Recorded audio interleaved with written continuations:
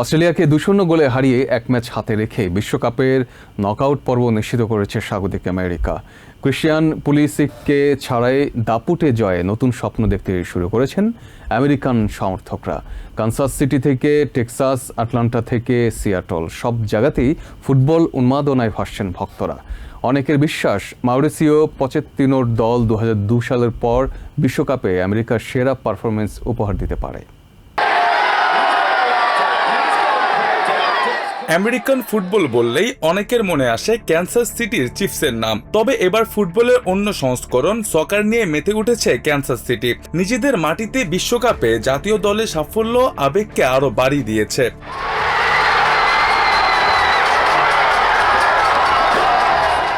অস্ট্রেলিয়ার বিপক্ষে গ্রুপ ডির ম্যাচ দেখতে ক্যানসাস সিটির ফিফা ফ্যান ফেস্টিভ্যালে জড়ো হন হাজারো সমর্থক। ক্যামেরন বার্গাসের আত্মঘাতী গোল এবং অ্যালেক্স ফ্রিম্যানের হেডে পাওয়া 2-0 গোলের জয় নিশ্চিত হওয়ার সঙ্গে সঙ্গে উল্লাসে ফেটে পড়েন তারা।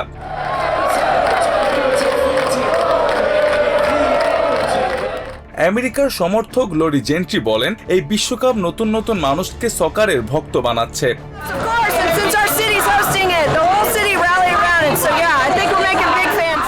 সাধারণ রেসলিং দেখায় ডিকন হাক বলেন, তার পরিচিত প্রায় সবাই এখন সকার দেখছেন এবং আমেরিকা দলকে অনুসরণ করছেন। শুধু ক্যানসাস সিটি নয়, টেক্সাসের আর্লিংটনও একই দৃশ্য। টেক্সাস লাইভ বিনোদন কেন্দ্রে শত শত সমর্থক অস্ট্রেলিয়ার বিপক্ষে জয় উদযাপন করেন।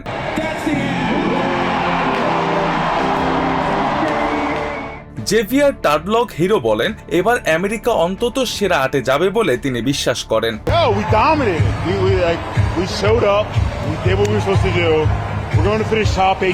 অ্যাটলান্টার ফ্যান ফেস্টিভ্যালও একই উচ্ছ্বাস দেখা যায়। অস্ট্রেলিয়াকে হারিয়ে শেষ 32 নিশ্চিত করার পর অনেকে এখন আরো বড় স্বপ্ন দেখতে শুরু করেছেন।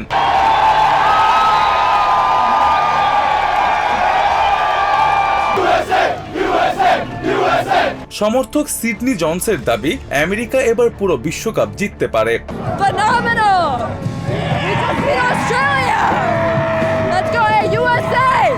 11 মিনিটে ক্যামেরন বার্গাসের আত্মঘাতী গোলে এগিয়ে যায় স্বাগতিকরা। পরে ভিআর রিভিউতে অফসাইড সিদ্ধান্ত বাতিল হওয়ার পর প্রথমার্ধের শেষ দিকে অ্যালেক্স ফ্রিম্যানের হেডে ব্যবধান দ্বিগুণ করে।